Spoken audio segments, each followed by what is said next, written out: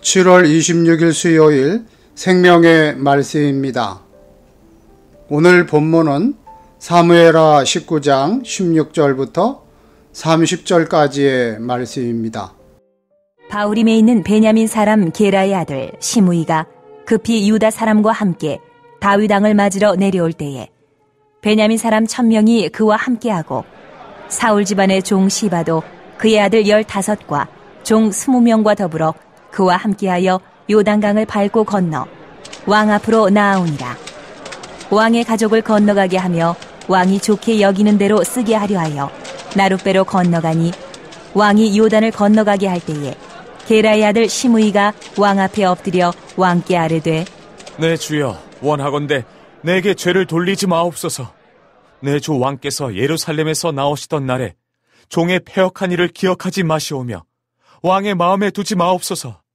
왕의 종 내가 범죄한 줄 아옵기에 오늘 요셉의 온 족속 중 내가 먼저 내려와서 내 주 왕을 영접하나이다. 하니 스루야의 아들 아비새가 대답하여 이르되 시므이가 여호와의 기름 부으신 자를 저주하였으니 그로 말미암아 죽어야 마땅하지 아니하니이까 하니라. 다윗이 이르되 스루야의 아들들아, 내가 너희와 무슨 상관이 있기에 너희가 오늘 나의 원수가 되느냐?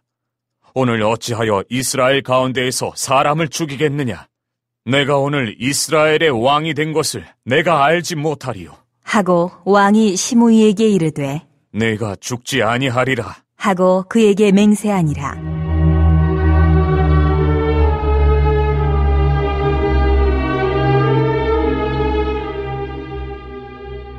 사울의 손자 무비보셋이 내려와 왕을 맞으니 그는 왕이 떠난 날부터 평안히 돌아오는 날까지 그의 발을 맵시내지 아니하며 그의 수염을 깎지 아니하며 옷을 빨지 아니하였더라.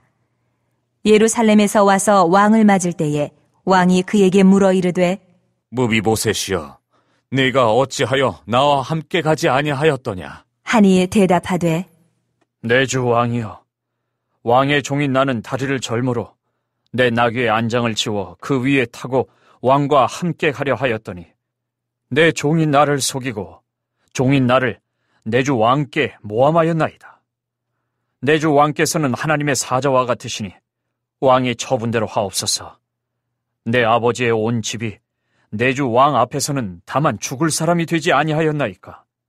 그러나 종을 왕의 상에서 음식 먹는 자 가운데에 두셨사오니 내게 아직 무슨 공의가 있어서 다시 왕께 부르짖을 수 있사오리이까. 하니라. 왕이 그에게 이르되 내가 어찌하여 또 내 일을 말하느냐? 내가 이르노니 너는 시바와 밭을 나누라. 하니 무비보셋이 왕께 아뢰되 내 주 왕께서 평안히 왕궁에 돌아오시게 되었으니 그로 그 전부를 차지하게 하옵소서. 하니라. 다윗이 압살롬을 피해 도망할 때 사울의 종 시바는 그 주인 무비보셋이 다윗에게 모반을 꾀한다고 속여 이익을 챙겼고, 또 사울의 친족 시므이는 다윗을 심히 저주했습니다. 분명 이 두 사람은 예루살렘에 귀환한 다윗에 의해 처형을 당해 마땅한 자들이었습니다. 하지만 다윗은 화합과 재건이 가장 중요하다고 판단했기에 이들을 용서했습니다. 시므이는 생명의 위협 앞에서 상당한 정치적 감각을 발휘했습니다. 그는 베냐민 사람 1000명과 더불어 다윗에게 와서 왕과 그 일행이 강을 건널 수 있도록 도왔습니다. 그리고 다윗 앞에 엎드려 용서를 구했습니다. 사실 이렇게 엎드려 용서를 구하고는 있지만 시므이는 동시에 자신이 1000명의 베냐민 사람들을 동원할 수 있음을 과시하며 자신을 치면 다윗도 큰 정치적 부담을 안게 되리라고 암시했을 수도 있습니다. 아비새는 시므이의 묘한 태도를 감지했는지 다윗을 저주한 시므이는 죽어야 한다고 주장했지만 다윗은 그 주장이 자신의 원수가 되는 길이라고 말하며 예루살렘으로 다시 입성하는 길에 백성을 죽일 수는 없으므로 시므이를 용서하겠다고 밝힙니다.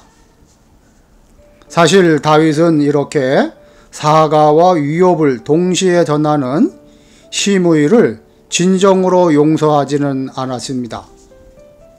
그래서 이후에 아들 솔로몬에게 시므이에 대한 심판을 맡겼던 것입니다. 분명 시므이는 죽어 마땅한 자였지만 다윗은 더 이상 이스라엘이 내전의 고통에 휘말리게 할 수 없었기 때문에 그를 용서하는 선택을 합니다. 만약 여기서 다윗이 시므이를 용서하지 않았다면 다윗과 압살롬의 전쟁이 끝나자마자 다윗 집안과 사울 집안에 전쟁이 벌어지는 비극이 펼쳐졌을 것입니다. 당시 다윗에게 중요했던 것은 왕으로서의 위신이나 권위가 아니라 이스라엘 백성의 생명이었습니다. 시바는 원래 사울의 종으로서 사울이 죽자 그 재산을 자기 것처럼 누렸지만 다윗의 명령을 따라 요나단의 아들 무비보셋의 종으로 돌아간 사람입니다. 시바는 다윗이 압살롬에게 쫓기는 틈을 타서 다윗에게 무비보셋을 모함하여 주인의 재산을 다시 빼앗았습니다. 시바의 말과는 달리 무비보셋은 다윗이 돌아오는 날까지 애통하며 지내고 있었습니다. 무비보셋은 시바에 의해 억울한 모함을 당했음에도 다윗에게 적극적으로 변명하지 않는데, 왜냐하면 어차피 자기는 이미 죽임을 당했을 사람으로서 다윗이 자신에게 베푼 은혜에 감사했기 때문입니다. 무비보셋을 만나 그 말을 들은 다윗은 곧 자기가 시바에게 속았음을 깨달았습니다. 그러나 그렇다고 시바를 벌하고 그 재산을 무비보셋에게 돌려주면 또 다른 부작용이 생깁니다. 사울 집안 사람들과 또다시 갈등을 겪을 필요는 없었습니다. 그래서 다윗은 시바에게 준 땅의 절반을 무비보셋에게 돌려줍니다. 무비보셋은 다윗의 귀환을 기뻐할 뿐이니 자신은 그것이 필요 없다고 말합니다. 재산을 되찾는 것도 무비보셋에게는 중요한 일이었을 것입니다. 그러나 당장은 시바의 배신에 대한 분노를 억누르고 나라의 평안과 왕권의 안정을 위한 다윗의 뜻을 우선 존중했습니다. 다윗과 무비보셋은 억울함과 분노를 느낄 만한 상황이었지만 더 중요한 가치를 위해 이를 억누르고 적절히 대처했습니다. 아비새와 같은 성정을 가진 이들은 이런 정치적 대처를 비겁하게 볼 수도 있습니다. 하지만 다윗과 무비보셋은 자기 분노나 재산보다 이스라엘의 평안과 왕권의 안정을 더 중요시했습니다. 성남교회 성도들은 더 큰 가치를 위해 인내와 절제를 발휘해야 할 때가 있습니다. 그럴 때 더 소중한 가치를 지킴으로 하나님이 궁극적인 복을 누리게 하실 줄로 믿습니다. 기도하겠습니다.